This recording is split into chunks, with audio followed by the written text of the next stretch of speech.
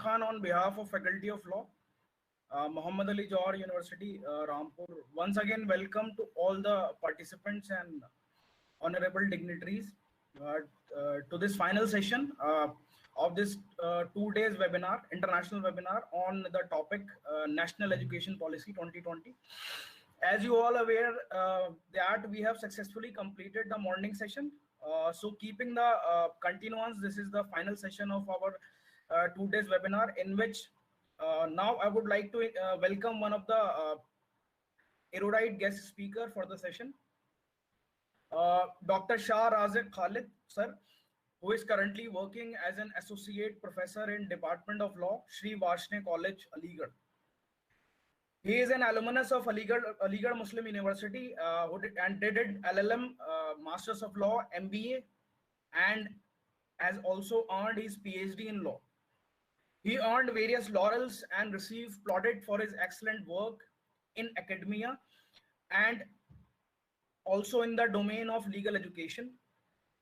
He is having a teaching experience of more than 15 years. Beside this, he is profoundly working in the field of research as he authored 2 books and has more than 18 publications in the reputed national and international journals, and has also attended more than 49 national and international seminars and conferences. So with this brief introduction, I would like to invite Dr. Shah Razik Khalid sir to address his lecture on the concerned topic of the session, that is National Education Policy 2020, Reforms in Indian Higher Education. Now I would like to hand over the to Dr. Razik Khalid sir to deliver his lecture. Sir, please. Kindly unmute your mic, sir.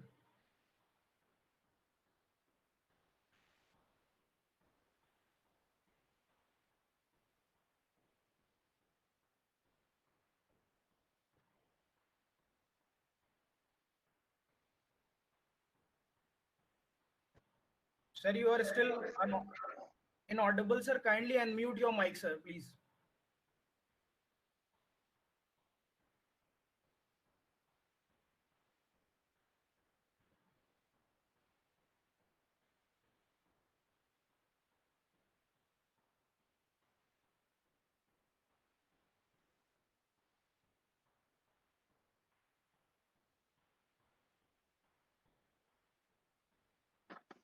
Khalid साहब mic on करो.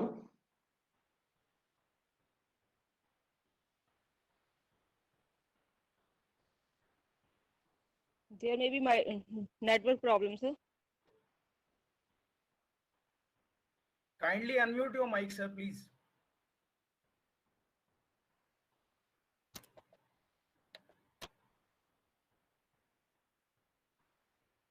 No, sir. Still, you are not audible, sir. Please, because you are clearly visible, but we are not getting your voice. It's okay.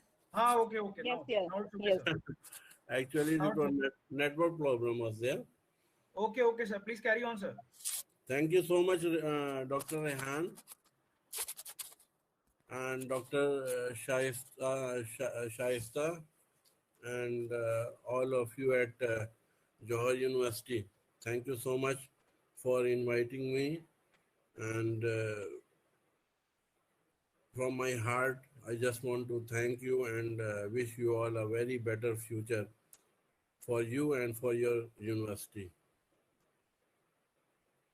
As I was told to deliver a lecture on higher education and the bill which was passed in 2020, what it has impact on higher education.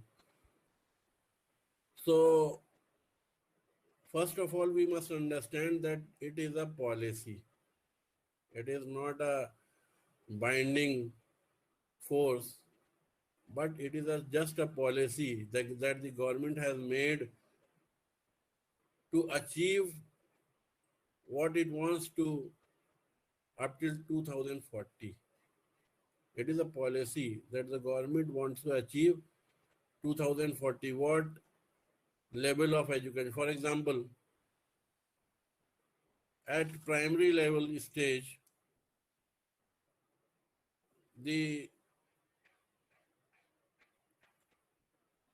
literacy rate is 90%. That at primary level, the chaps, the children, they come to the schools, that percentage is 90%. At secondary level, it is 56%. And at higher education level, at college level, the percentage is just 26.3%.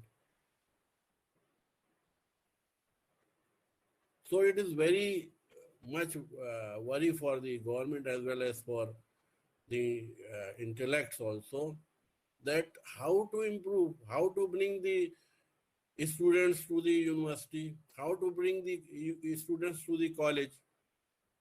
It was a big problem. It is a big problem for India because there is no job for them.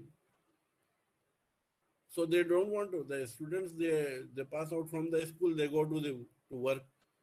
They go to Saudi, they go to Dubai, they go to some foreign country. They open a shop. They start doing something related to business because they know that if we go to the college, then after that we won't get go to the college. So it is a big problem for the government and for the colleges and for the intellects to bring these people to the college, these students to the college. So the government has targeted that up till 2040, we will take this percentage from 26.3 to 50%. The target for 2040 is to take this percentage from 26.3 to 50%. So in 20 years, this policy's target is to increase the entry of the school-going children, school-going students to the college level, to the university level, to increase it by 14%. This is the target of the government.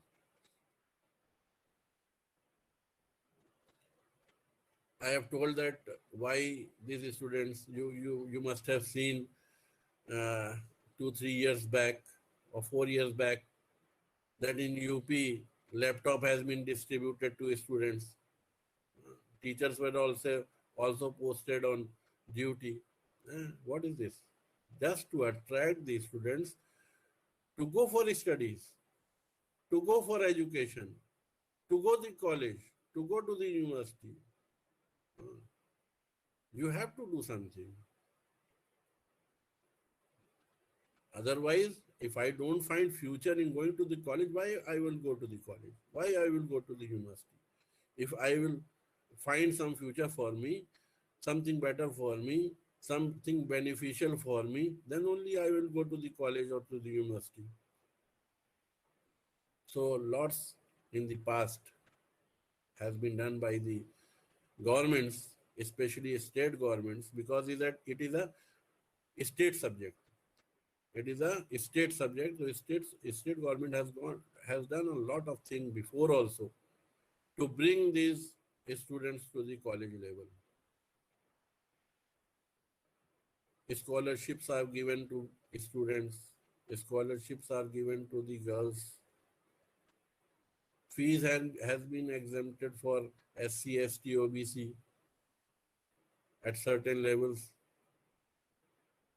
Fees has been exempted for the girl child. So every state is doing something or the other according to their pockets. How much they have in their pocket, they can do that much only. So every state is doing something or the other to bring these students to the higher education level. If students are not coming to the higher education level, then what will happen? No research will be done. Researchers will be very weak. We will be laid down, or we will be very back in the race of innovation. So all this thing will happen if we don't go for this increase in the higher education system.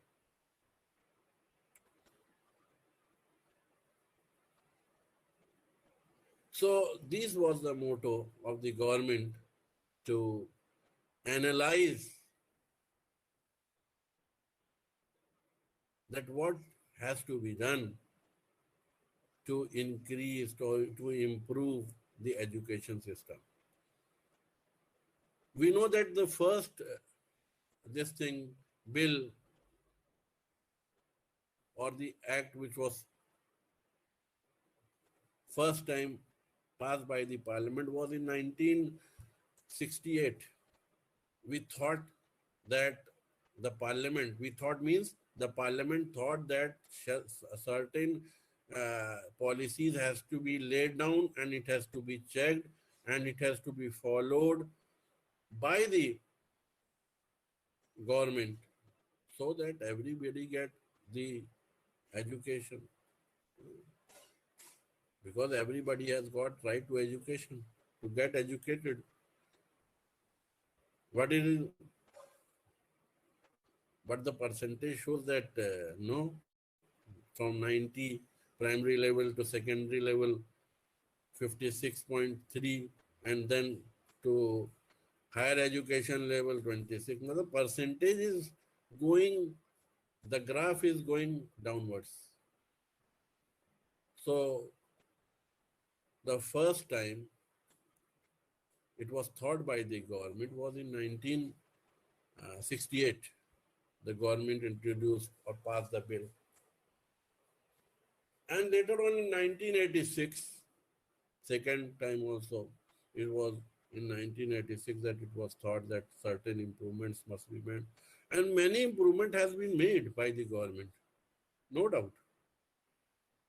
Many improvement has been made by the government. The scholarships are given at PhD level. When we are doing PhD, there was no scholarship. There was no scholarship. We were doing PhD and we were spending our money also. Most of you who are listening maybe, but today the students are doing PhD and they are getting money also. At our times, we were doing PhD, we were unemployed, and we were spending 5,000-10,000 per month also to get our PhD. But today, a PhD student is getting maybe not a big amount, but they are getting something. They are not spending from their family or from their father's income, but they are managing themselves. So in 1986, the government passed a bill, and it was later on in 1992, it was something, some arrangements or some improvements were also made. That's it. From 1992, this is the time, 2020, that the government has thought that the time has come that some improvement is to be made in the education policy. So in 2015, the government formed a committee, Subramaniam Committee. Subramaniam Committee was introduced or formed by the government in 2015, October 2015. And Subramaniam Committee gave its report or gave its advice to the government that what improvement is to be made. Basically, it is very, very easy to give advice, but very, very difficult to implement that advice or your program, you may call it.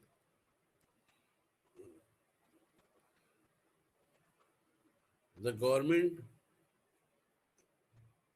was given advice by Subramaniam Committee. Some of the advice I will tell you or discuss here, which is important for us to know that what Subramaniam Committee gave it advice to the government. First was that the teachers recruitment board be formed. As we know that at present time,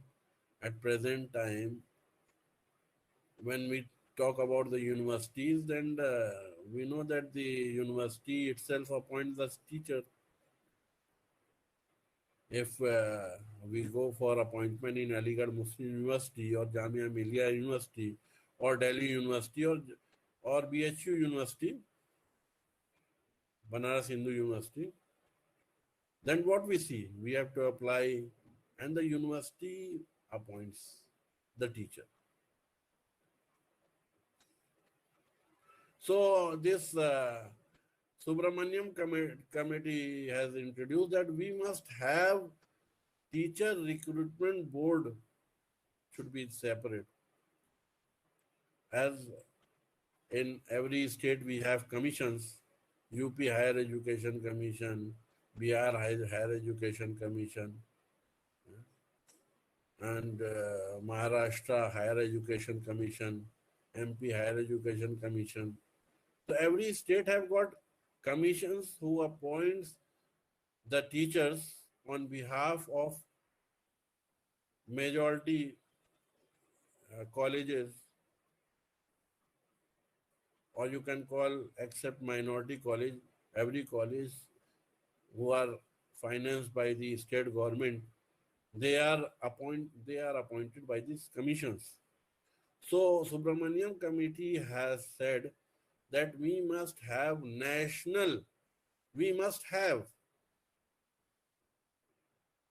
a national higher education commission. It is really a very nice advice, because it will be free from partiality. Because one student is studying at particular university, the same professors or the same teachers, they are in the selection committee and they know whom to appoint. Maybe they know, maybe I'm not saying that they know, but maybe they know that whom to appoint and whom not to appoint. So there is a chance of partiality. That they can do partiality to one or disfavor to the other.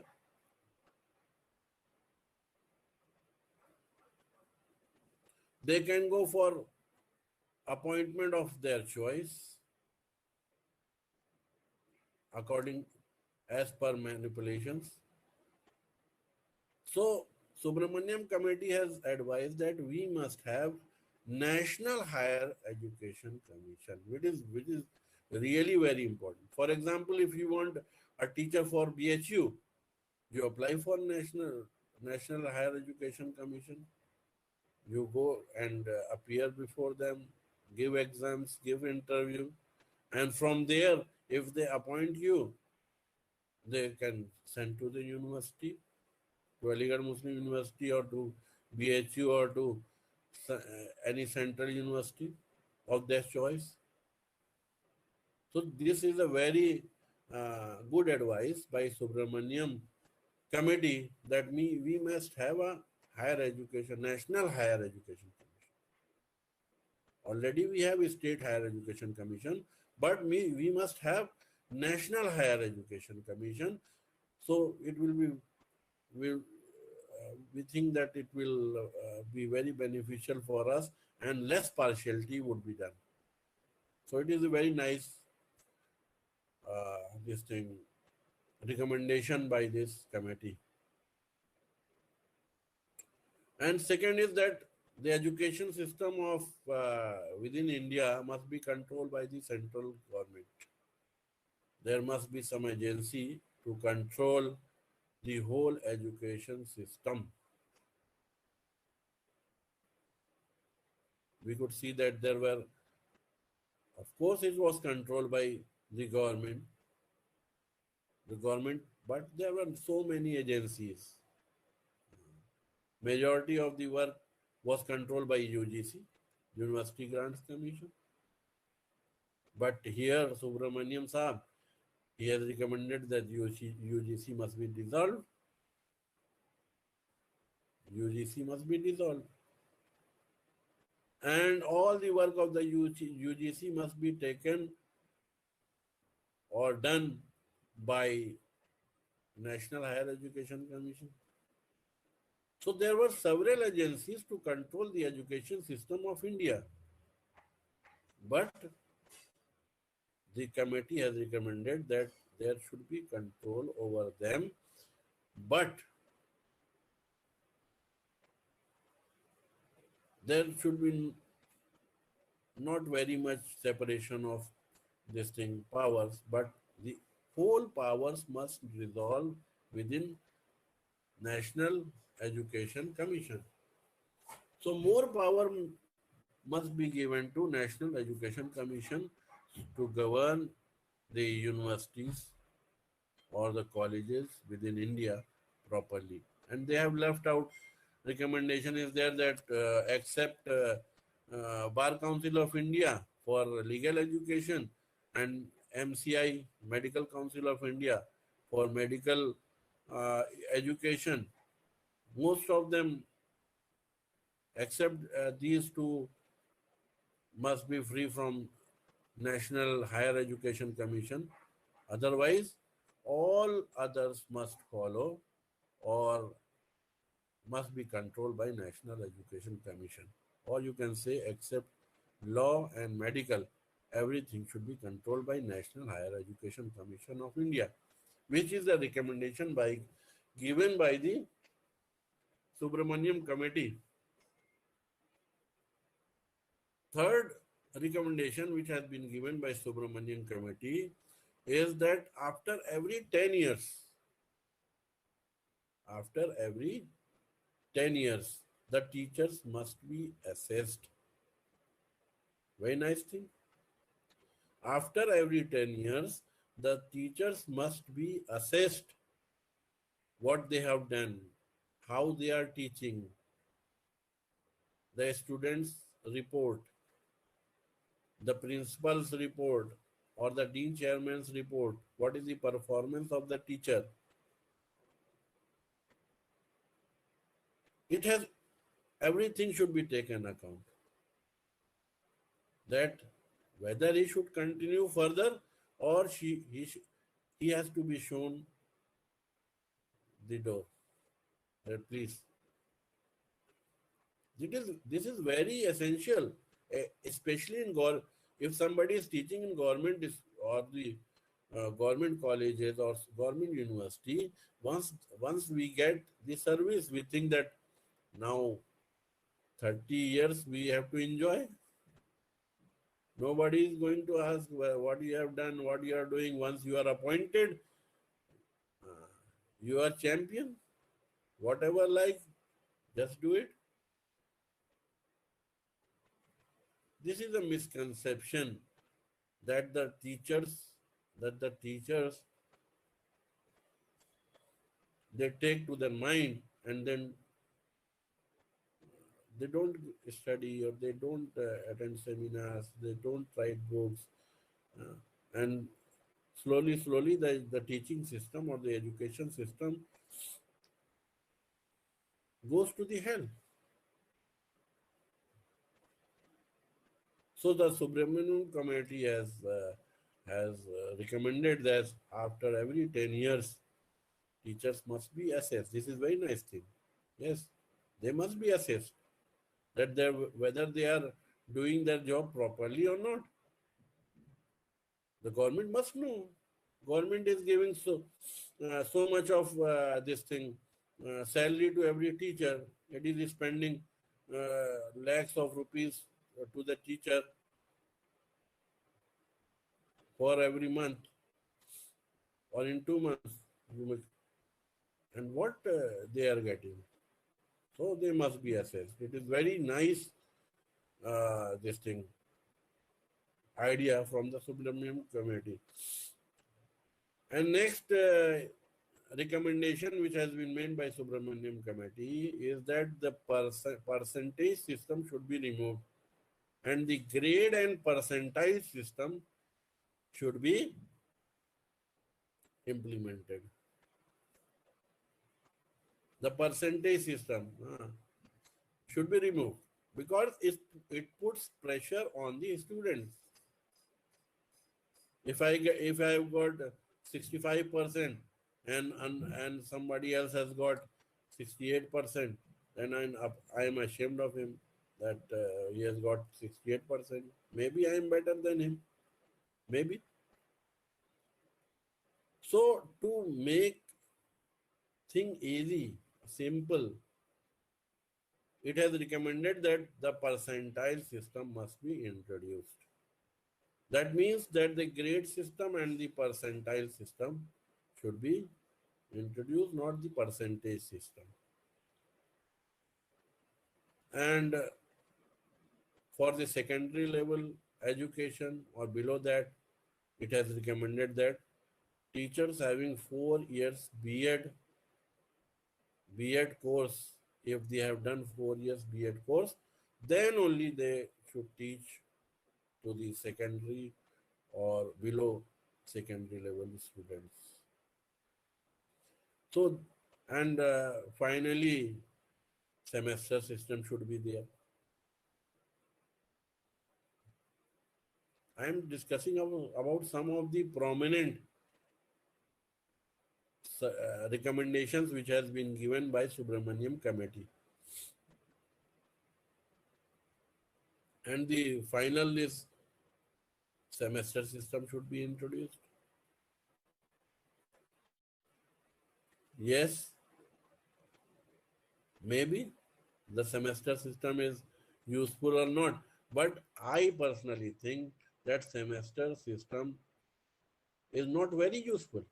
It is not very useful, but the government thinks that the semester system should be introduced because it makes the students, the government gives, what reason that the government gives? The government gives the reason that if you introduce semester system, then the students will be alert or will be focused to their studies for the whole year, because they have to appear in the exams for after every 4-5 months. So they will be alert and thus they will make preparation for themselves. In yearly basis, if the yearly exams was going to be held in March, then the students, they start studying from January. In January, February, March, they study and they give exams. So the government thinks that semester system should be introduced so that the students are alert. For example, the first semester is going to be held in November and he has taken admission in July.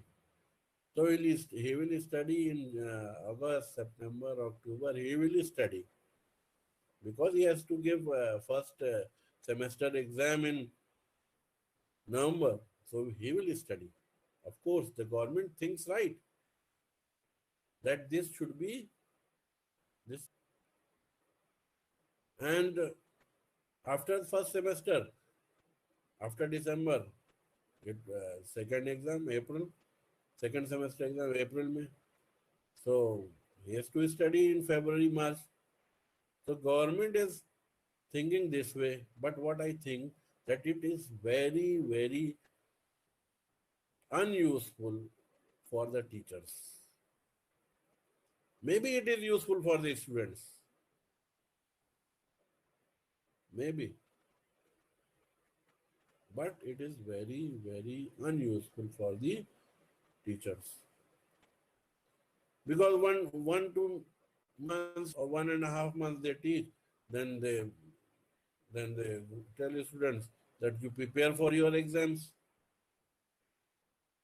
And after exams, copy checking this and that, and after that, 1-2 months they teach, and after that go for your exams preparation.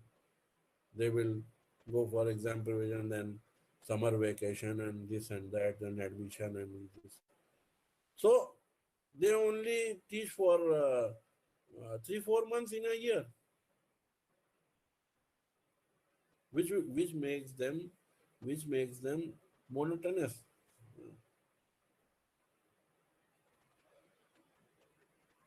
It puts lots of load on the student. The teachers shift their load to the student. So this is a recommendation by the Subramaniam Committee that semester system should be introduced. Maybe, and lots of pressure has been made on this thing. The BCI, Bar Council of India, who is not, previously it was not controlled by UGC, and later on also it will not be controlled by other agencies. It is free, and you know why it is free? Because nobody touches powerful persons. So it should be free. They are free from all this. They can make their own law or own this thing advising body. So BCI later on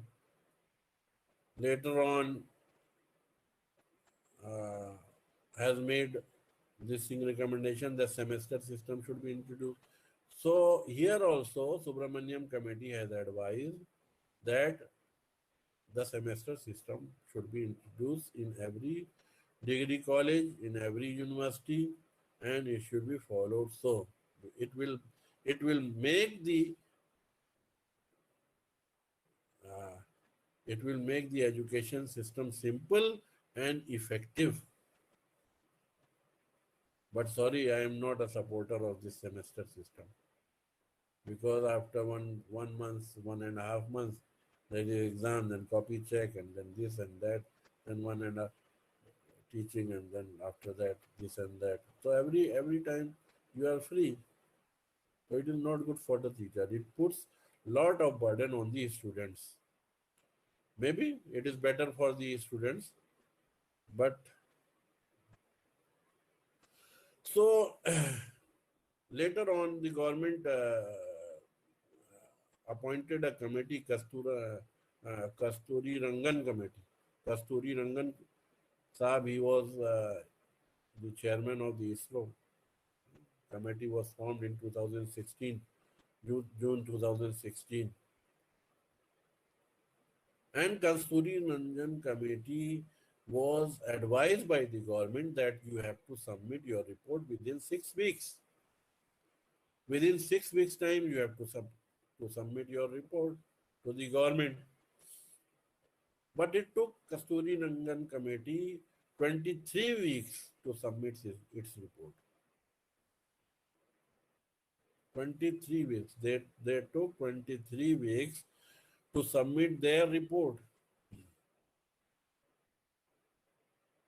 So it was done with a good intent, and we can say that lots of care has been taken to give this report.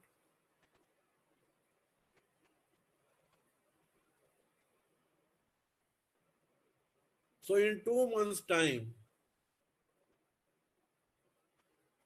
the government have received about 65. It gave 2 months' time, open time for suggestions.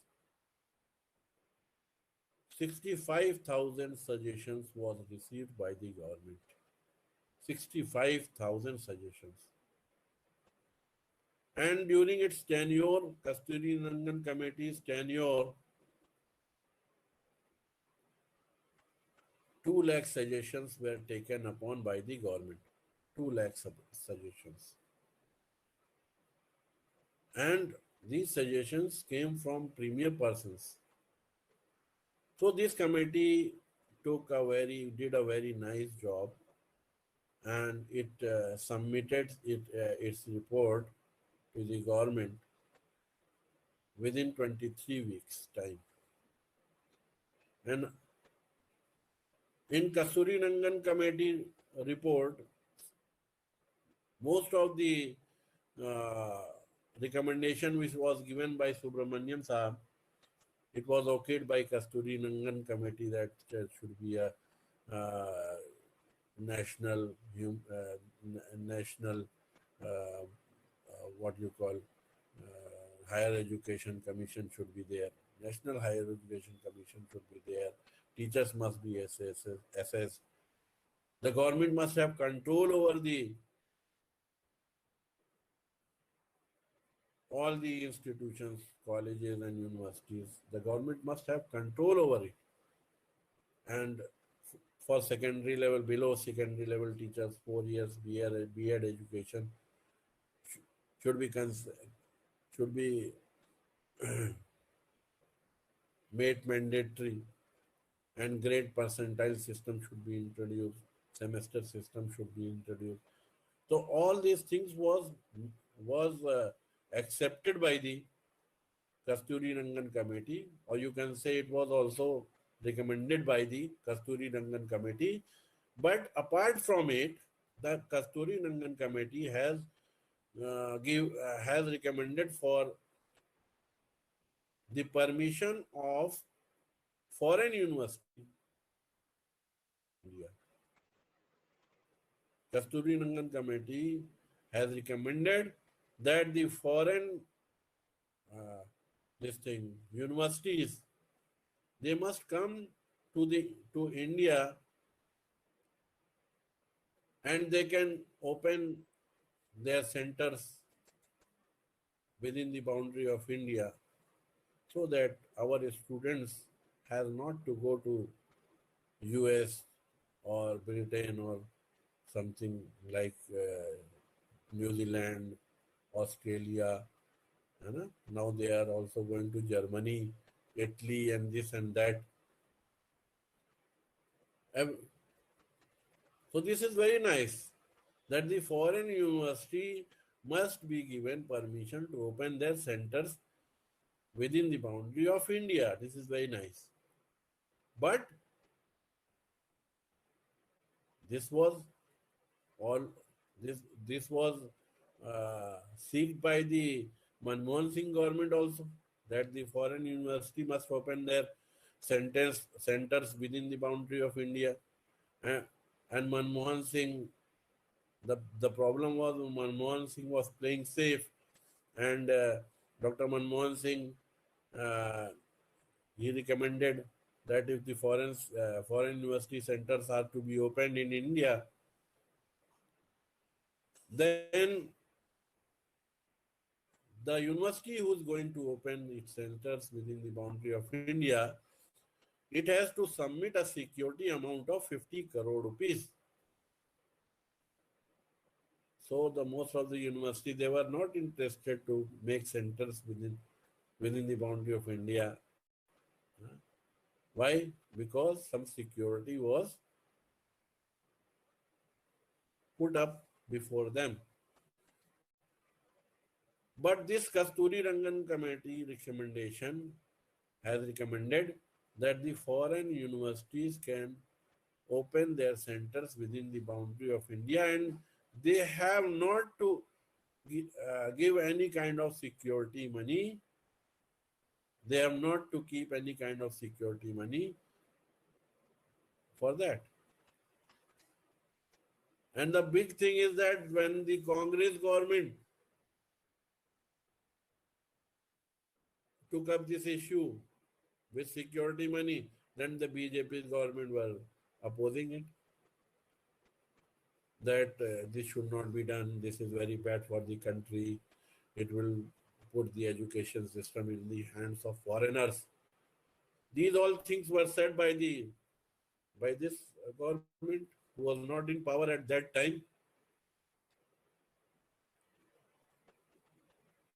But presently, they themselves want to give this education system or the foreign university permission to come to the within the boundary of India without any security money. This is very important. Without any security money.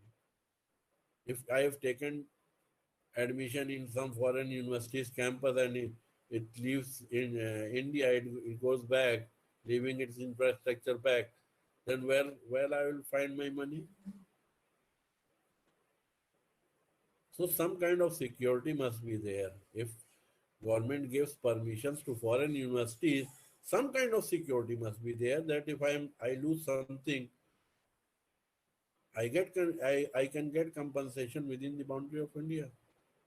Where I will run, what I will do, what I can do. So it is also a very good thing that we will have centers within India. We have not to go to outside India to get education. One thing which is nice in this Kasturi Rangan committee's suggestion is that only top 100 universities of the world should be given permission to open their centers within India. So if any university wants to open its center within India, it has to be in top 100 university of the world. It should be a reputed university. But one thing is very clear, that slowly door will be opened for others also. This is a starting.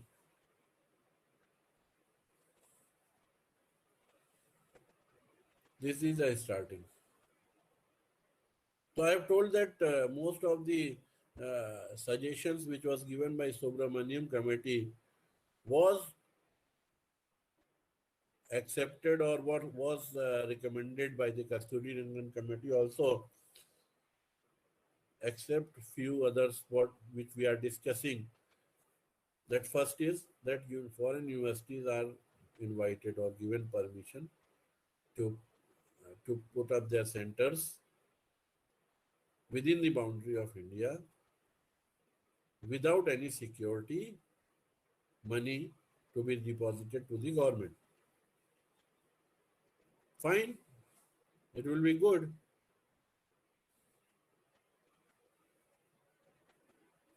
We will get foreign countries degree within India. And second thing very important, which is recommended by Kasturi Rangan committee, was that the affiliation system should be removed, and that too within 15 years.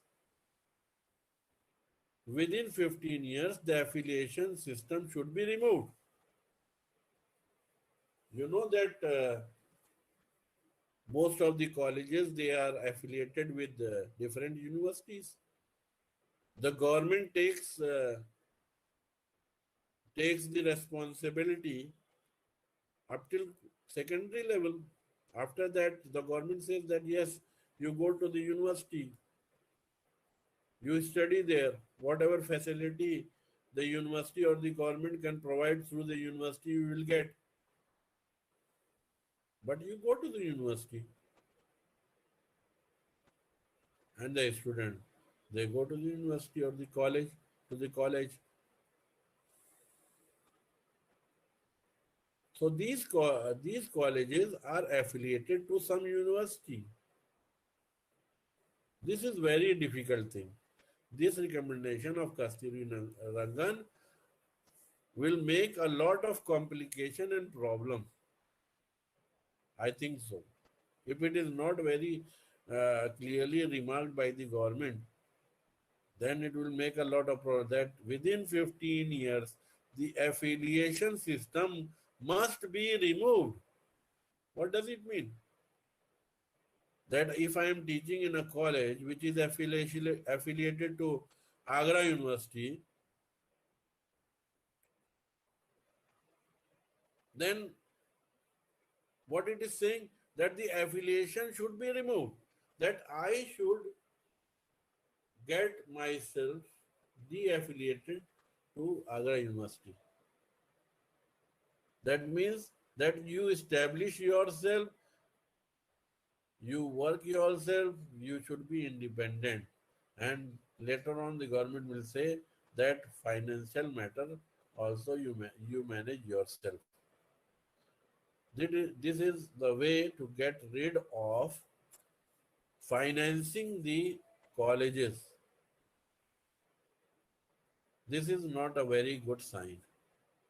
So what it is saying, that the affiliation system should be removed within 15 years. That the university should be free. The university system should be free.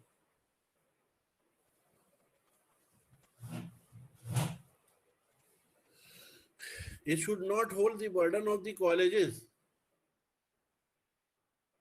The colleges must be made independent. They must manage their resources properly themselves, as the private colleges do. If there is some private college, what they are doing? They are managing their resources themselves from the fees, and from other resources. They are managing their colleges or their university. If it is not affiliated to the government, the same is recommended, that the colleges must not be affiliated to any university. The university system should be free. The colleges must be made independent. That means what I think so, that the colleges must be given autonomy. That you teach also, you manage your resources also, you take exams also, check your copy at the same time. Do everything. Manage your college. I will only assess it by granting you grade system. And maybe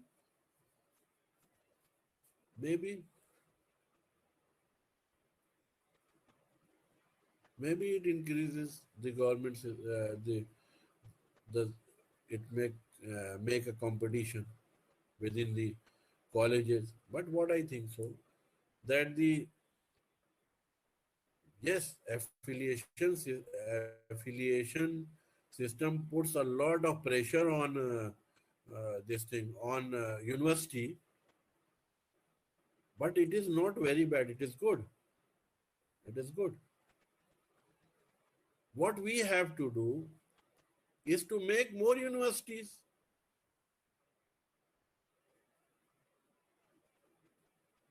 What Akhilesh government did. Akhilesh government, when it was in power, it declared that every commissionary must have a university, state university. Every commissionary must have a state university.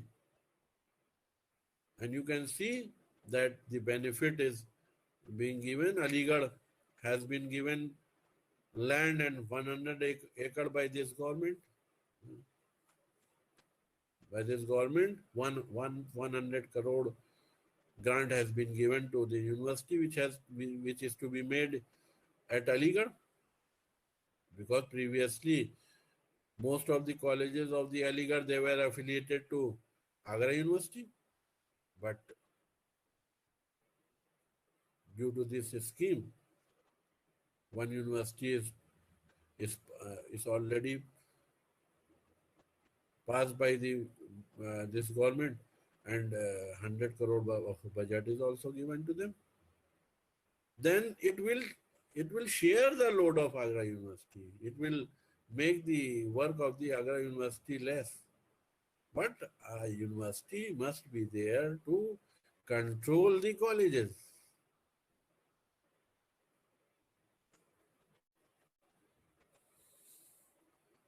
One university, Azamgarh is also a commissionary. One university is already passed in Azamgarh also. So every commissionary will have a university. That means every commissionary within a boundary of every commissionary, there will be a there all the colleges which are coming within the boundary of commissionary of that. For example, Aligarh, all the colleges, they will be affiliated to this university. So every college within the commissionary will be affiliated to their commissionary university. This is very nice. Akhilesh made some of the schemes. They were all very successful. For example, 100 police system, 100 you can see everywhere. It is very successful. If you have any problem, call 100 number. If you move on and any road, you see that some 100 number vehicles it is standing there. Like many of the schemes, this was the scheme which was very, very, very useful. That previously when in 70s or 80s, the Agra University, it was dealing the colleges up till Azamgarh. Later on, all these places were affiliated to Gorakhpur University. So Agra University, it was all colleges within the UP. They were affiliated to Agra College. If the examination paper has to go to Gorakhpur, it was affiliated to Agra University. Then the papers were made from at Agra University, and they have to be sent to Gorakhpur for examination. From there, the copies will come to Agra, and it will be checked, and the result will be declared, and it will again be sent back to Gorakhpur, and then all these things. Later on, Gorakhpur University was there, and to unload the load of the Gorakhpur University, Purvanchal University was established in that area. To unload the load of Purvanchal University, now this thing, commissionary level universities are being established. So every state is doing something or the other to make these education system simple, achievable, and cheap. Cheap means low costing. So everybody can get education from there. When we see the definition of university, then we see that what is the purpose of university? Then the definition shows that university is a place where research is to be done. University is a place where research is to be done. So this recommendation by the Kasturirangan Committee and in the act which has been given by the passed by the Parliament, this motto has been taken that the university must have only, or you can call, must function as related to research. The very purpose of university should be that it should see the motto of a research. So problem can arrive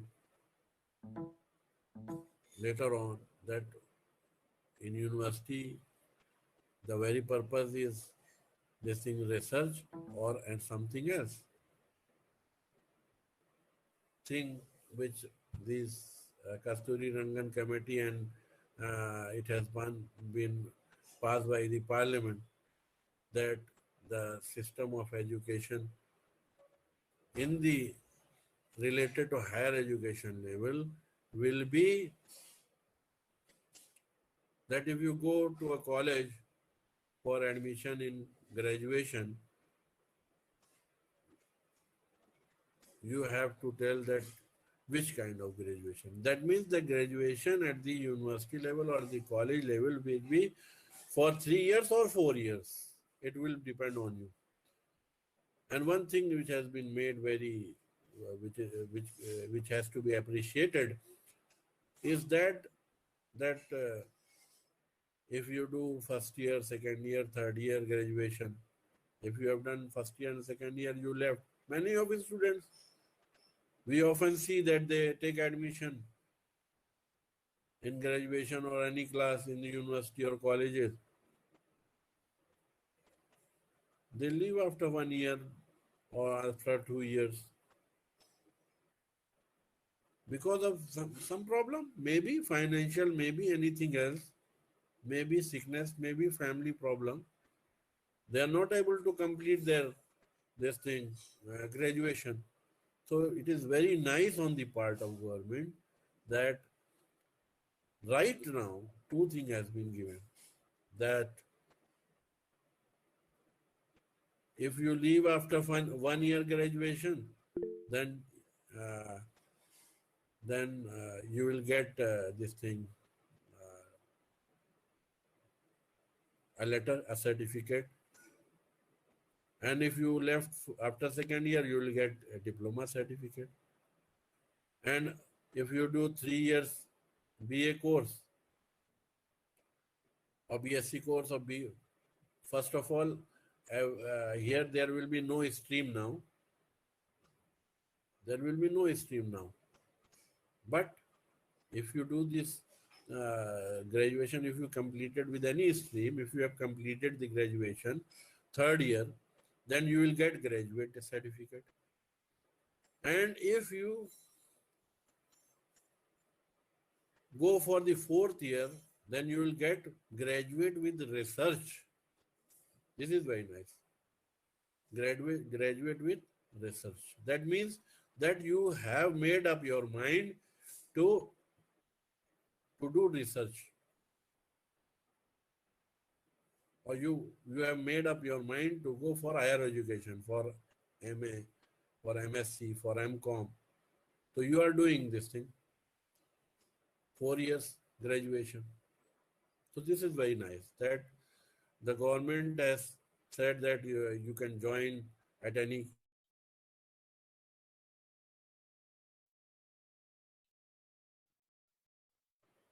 if you have not completed your first year, second year or 3rd year, you can later on complete your this thing. And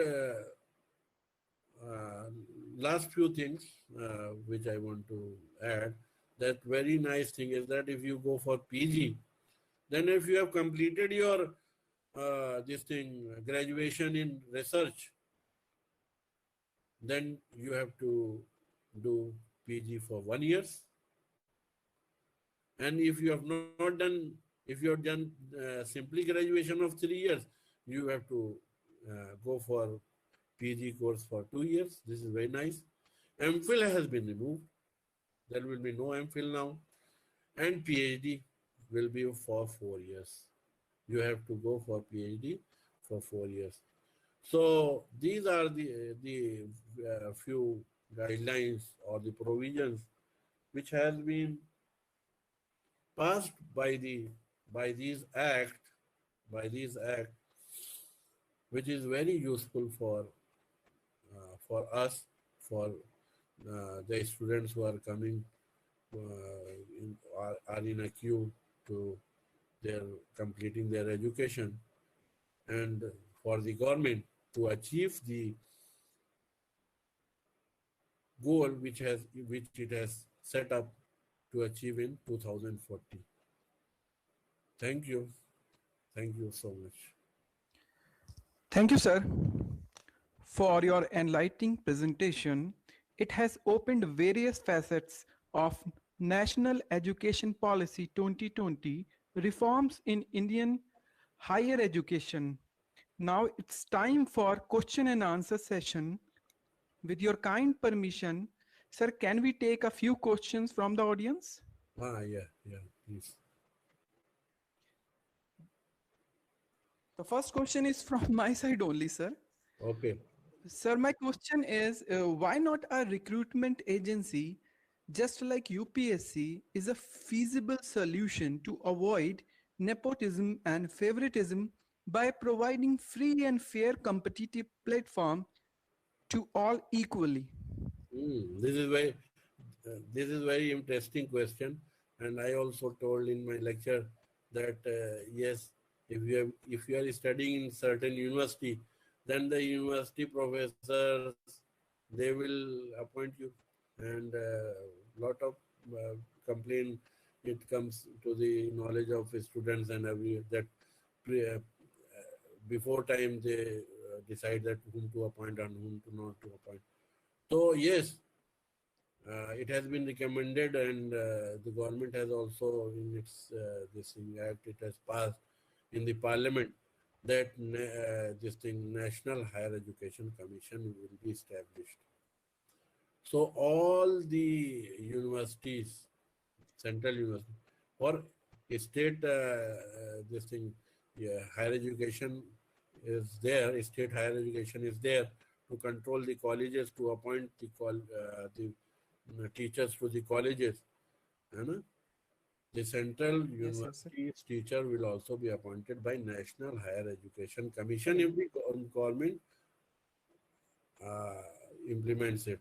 But it will not be followed by the private universities, because private universities are independent. वो तो अपने घर के राजा हैं और उनको तो government से कुछ मिलता भी नहीं है, गवर्नमेंट उनके ऊपर हुकूमत क्या चलाएगी? Hello. So, hello. Please, technical team. Hello. Yes, sir. Zishan sir, you are audible, sir. Hello. Yes, sir. Sir, please carry. Yeah, now it's audible, sir. So Rehan, the government can control only the public this thing, universities. In the state level, they are controlling the state colleges through UP Higher Education Commission. At the central level, they will control by National Higher Education Commission. But yes, sir. It's audible. It cannot be implemented by the for the private colleges or the universities. Okay, thank you, sir. We have a next question from our colleague Rehan Khan, sir. Zishan sir, can I ask? Lots yeah, of please. Lots of Rehan sir. Sir, I have a question. Do you really favor the privatization of education? Because at one point you were saying that providing greater autonomy and flexibility to colleges, you were favoring that thing, right? That sort of reform that the government is planning. So, are you favoring the privatization of education? No, I was not favoring. I was telling you that slowly and slowly they will transfer their burden to these colleges. The government will transfer their burden to these colleges. First of all, they will say that you manage this, and later on they will say that you manage your financial matters also. So this will not be good for the colleges. It will negatively affect the for the colleges, not for the education system. I can't say that it will affect the education system or not. Yes, it will also affect the education system. The poor will not, because if the college has to maintain by itself, it will charge more fees. It will not give scholarships. then how these poor people's their children will come to the colleges? How the government will achieve all this problem? So the government must not give or must not transfer all its own autonomy to the colleges. Exactly.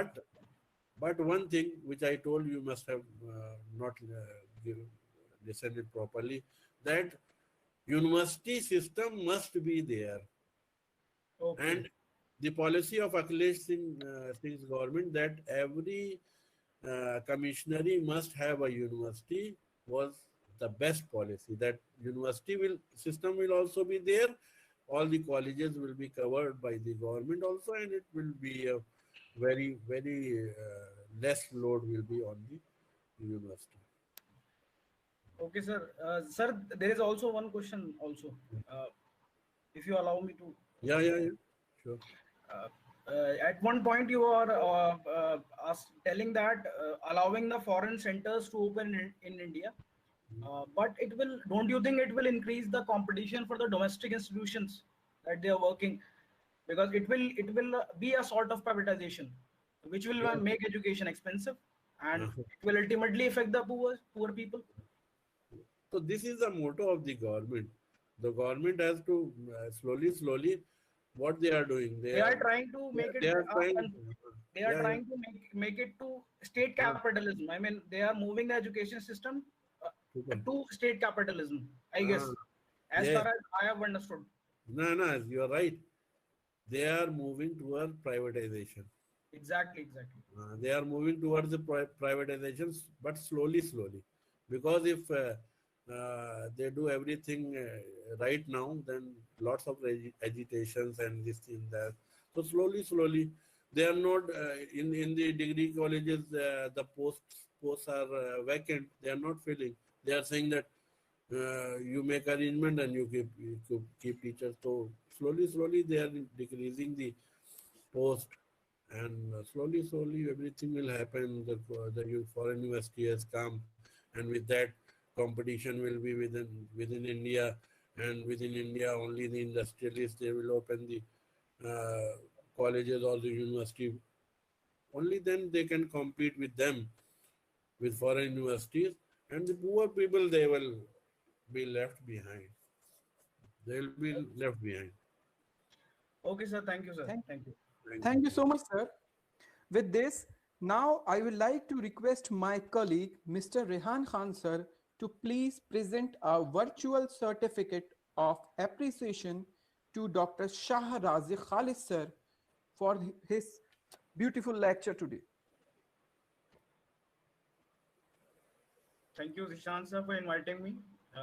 Razik sir, it was a very informative and wonderful lecture. Basically, I was very much tense today, but Allah subhanahu wa ta'ala, my son was very sick today. So I was very much worried, but due to all of your dua, it was possible for me to present here. Sure, sir. Pleasure is all us, sir. Now I'd like to present a virtual certificate of appreciation on behalf of the Faculty of Law to Dr. Razik sir, and kindly accept it, sir. Thank you. We will send it by mail to you shortly. Thank you. And thanks a lot again for sharing your valuable thoughts and being a part of this very event. Thank you. Thank you, Rehan. Thank you, Dr. Shaista. Thank you, everybody. Thank you. Thank you, sir. Thank you so much. Thank you all of you for your patience and disciplined presence for accomplishing this last session of our 2-day webinar. Now with validatory session to conclude this 2-day webinar. For this, I would like to invite Professor Sultan Muhammad Khan Sahab, Honorable Vice Chancellor, sir, for his concluding remarks. Please, sir. Assalamu alaikum. And very good afternoon to all of you. Am I audible? Yes, sir, you are very much audible. Very good afternoon to all of you. It's my pleasure to welcome you all here once again to the valedictory session of this 2-day webinar on National Education Policy 2020. It has been organized by Faculty of Law in collaboration with IQAC Muhammad Ali Johar University. First of all, I would like to thank our founder chancellor, Mr. Muhammad Azam Khan, with whose efforts we have been able to assemble here and conduct such programs number of times. He has taken a lot of pains, he has put in a lot of efforts, gone through hardships for competing, for making this university into its today's existence. We all pray that Allah subhanahu wa ta'ala should forgive him and he should come out with all ease and once again starts taking all interest in this university, for which we have all been working hard. I am happy to say that during all this period where he has been away, our university, in the sense that all our faculty, staff, and everybody has put in their best, despite all these prevailing situations of COVID-19 pandemic. We have been able to work a lot, and throughout we have conducted our classes, then of course our exams and results, everything. And in addition, number of webinars which have been conducted here, which has taken the name of our university to the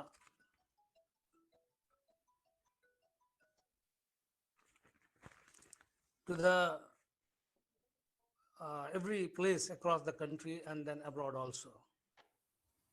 Now, for today's webinar, I'm happy that we have been able to conduct it very successfully, for which I want to congratulate all the organizing members.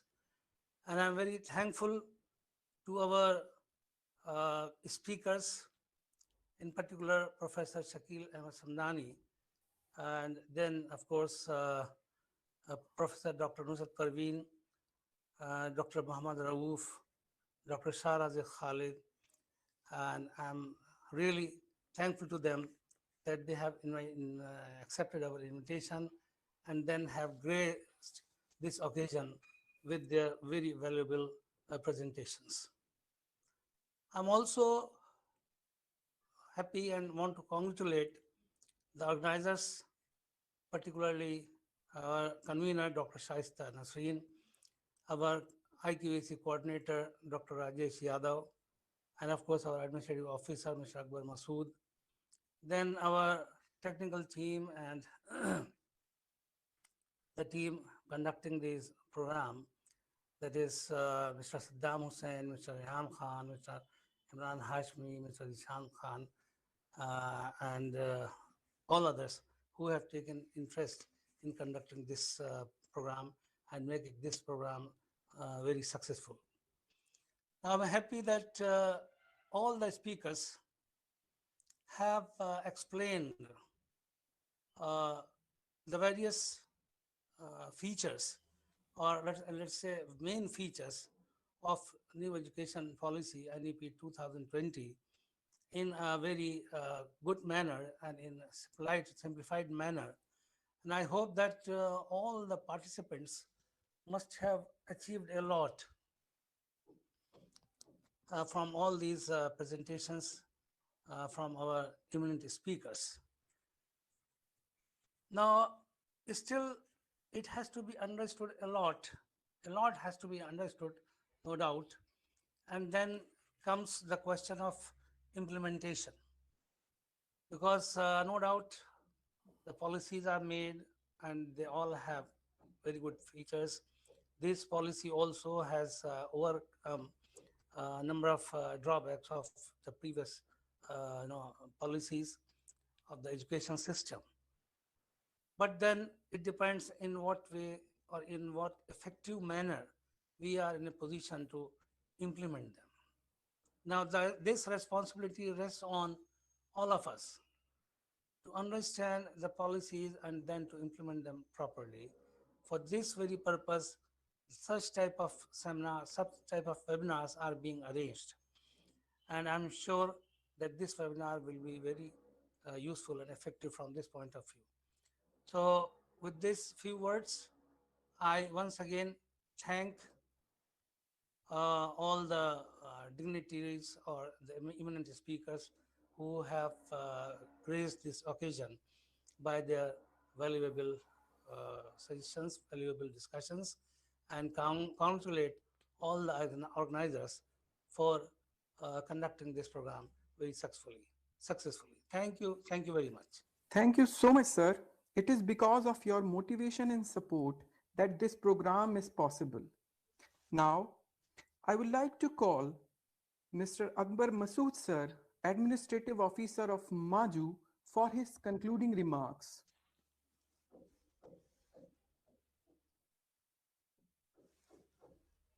Hello.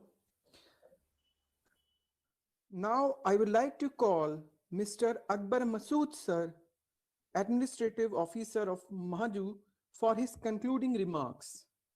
Is he present here? Rehan? Mr. Rehan Khan, can you please? No, sir. Sir, he is not there, I think. Okay, no problem. You can call the next.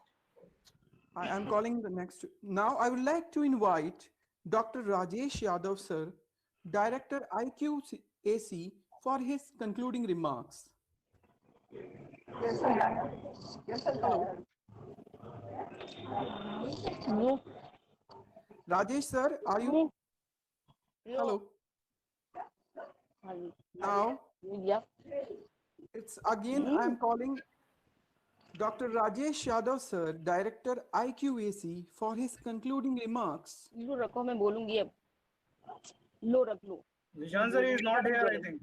Okay, so I'm at the last. Now, I would like to invite Dr. Shaista Nasreen, Coordinator of Department of Law and convener of this webinar, to present vote of thanks. Thank you, sir. Thank you so much. Am I audible? Yes, you are very much audible. Auzubillahiminesh-shaytanir-rajim. Bismillahir-rahmanir-rahim. Assalamu alaikum wa rahmatullahi wa barakatuh.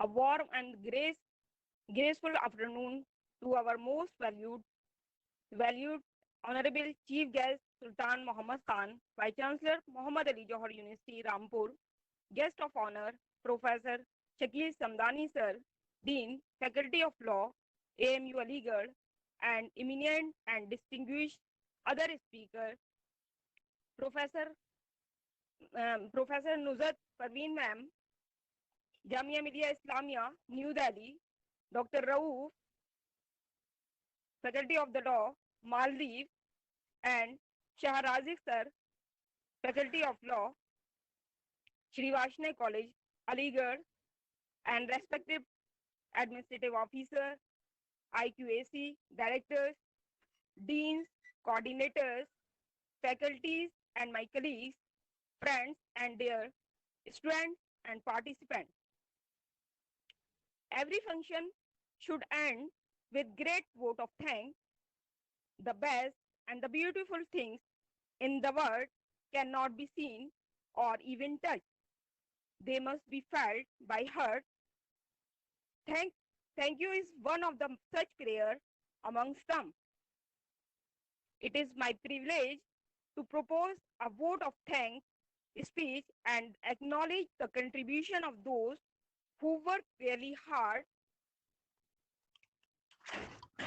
to make this program happen, who have witnessed it as a memorable and successful event. The completion of any task requires the efforts of many people.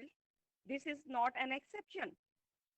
An event like this cannot happen overnight. the wheels start rolling weeks ago. It requires planning and a bird eyes for details.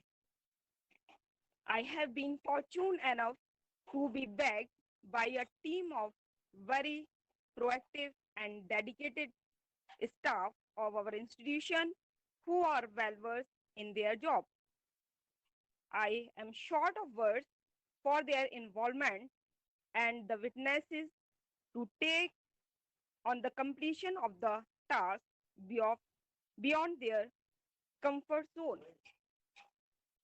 I, Dr. Shaista Nasreen, on behalf of the entire fraternity of the Muhammad Ali Johar University Rampur Organizing Committee, Department of Law and IQAC, at the outset extend my sincere thanks to the Almighty Allah for making the event a resounding success. With His blessing and grace, we are able to make this program what it was.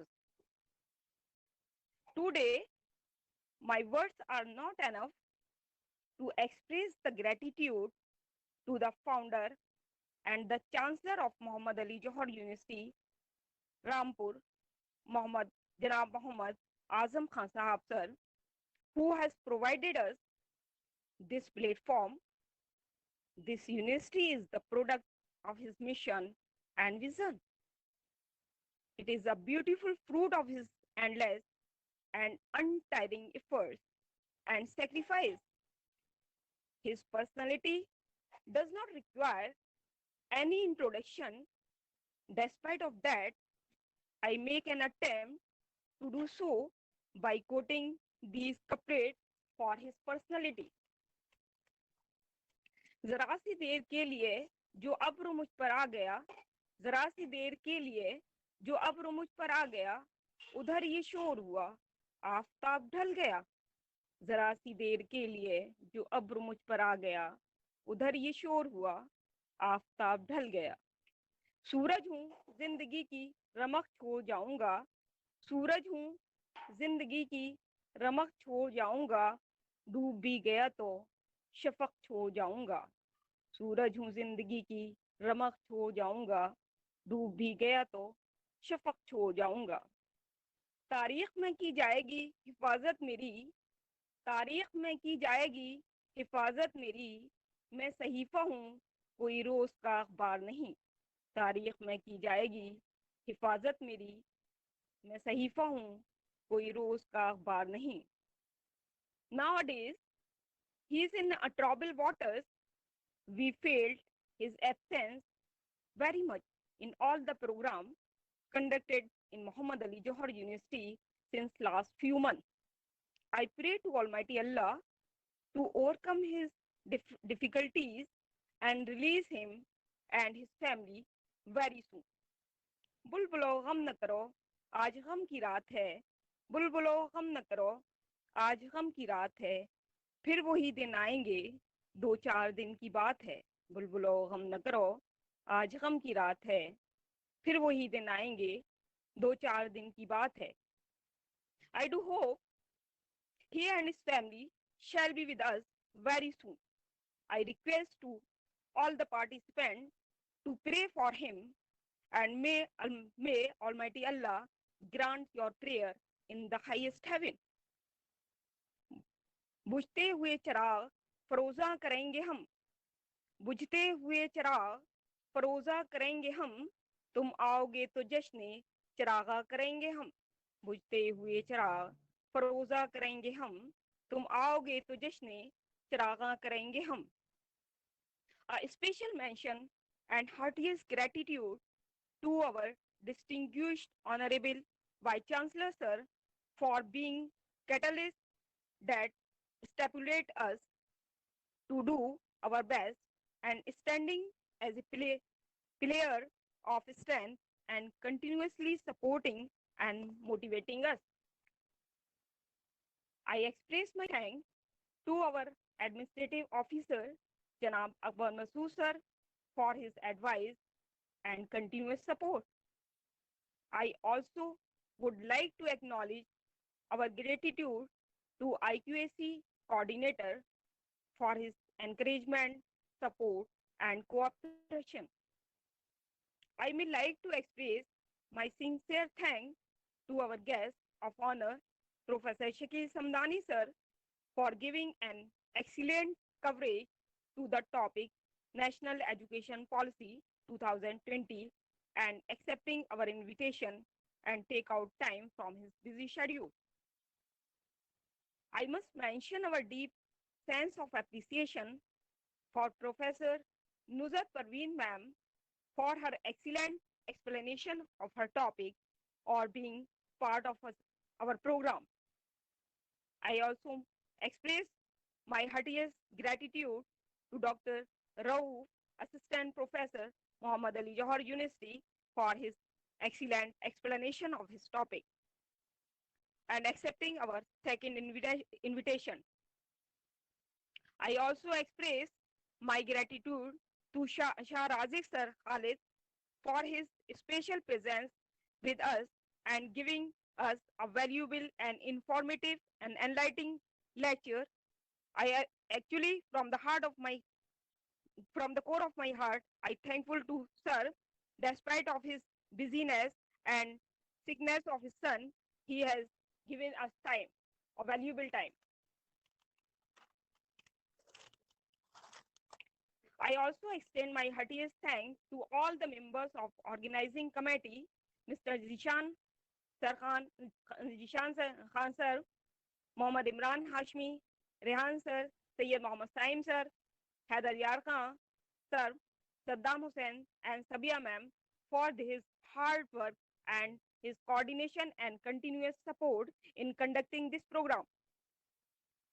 I pay my gratitude to all the coordinators and the faculty of Muhammad Ali Johar University for their coordination and cooperation, support and unity, because of which the Muhammad Ali Johar University has been able to continuously organizing a number of the national, international programs and FDP since last few months. I would like to say a couplet for their unprecedented unity. एक होकर चल दिए पानी के कतरे जिस तरफ, एक होकर चल दिए पानी के कतरे जिस तरफ, पत्थरों की वादियों को रास्ते, चांद और सूरज और चांद एक हो जाएं तो बन सकते हैं खुर्शीद और मुबीन, वरना इन बिखरे हुए तारों में क्या रखा है. एक हो जाएं तो बन सकते हैं खुर्शीद और मुबीन, वरना इन बिखरे हुए तारों में क्या रखा है. I do hope this unity and the coordination of all the staff of Muhammad Ali Johar University will always remain intact, and may Almighty Allah save from the evil eye. I am also thankful to all the participants for being part of our program and making this program successful by their valuable presence. In the last but not least, I am thankful to all those whose name I could not mention due to the paucity of the time, that directly and indirectly they extended their support and cooperation and coordination in one way or the other in making this program successful and memorable. Thanks once again of all of you for being part of my program, our program. Thank you so much. Shaista ma'am, Yes. मैं कभी अक्सर कहता हूँ आजम खान साहब के लिए एक शेर जो मुझे अक्सर याद आता है, पहले भी मैंने कहा है, वो मैं इस वक्त यहाँ फिर से कहना चाहूँगा. Yes, sir. तूफान कर रहा था मेरे अज़्म का तवाफ, तूफान कर रहा था मेरे अज़्म का तवाफ, दुनिया समझ रही थी कश्ती भंवर में है. Yes, sir. इस वक्त ऐसा है, बस उनके अज़्म का जो है वो ध्यान है, और इंशाअल्लाह वो कामयाब होंगे इंशाअल्लाह. और बस हम लोगों का इस वक्त फर्ज यह है कि इस यूनिवर्सिटी के लिए जो बेहतर से बेहतर तरीका हम इंशाअल्लाह सर, इंशाअल्लाह. इसलिए कि जब हमारी क्लासेस शुरू होने वाली हैं इंशाअल्लाह 12 तारीख से, इंशाअल्लाह हम उसको बहुत अच्छे तरीके से पूरी तरीके से करेंगे. और यही हमारी उनके लिए और यूनिवर्सिटी के लिए मोहब्बत है कि जो काम इंशाअल्लाह. Sir, I want to say one couplet again. बिल्कुल होता जी, सर बोले। वो आस सर एक मिनट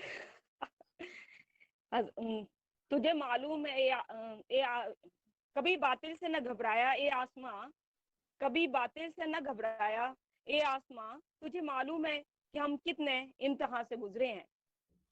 बेशक बेशक। तो इंसान की जिंदगी पूरा इम्तिहान है, दुनिया में आया ही इसीलिए है कि उसका इम्तिहान हो, जी जी और इंशाल्लाह उसमें सब्र हम करें, हिम्मत रखें, इंशाल्लाह। अल्लाह हमें कामयाबी देगा इंशाल्लाह। Thank you sir, thank you so much. Okay, Allah Hafiz. At the Allah last, Hafiz. thank you all of you. With this, we end this last session of 2-day webinar. Thank you very much.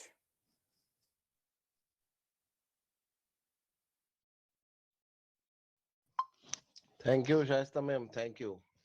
Thank you sir, all of you once again.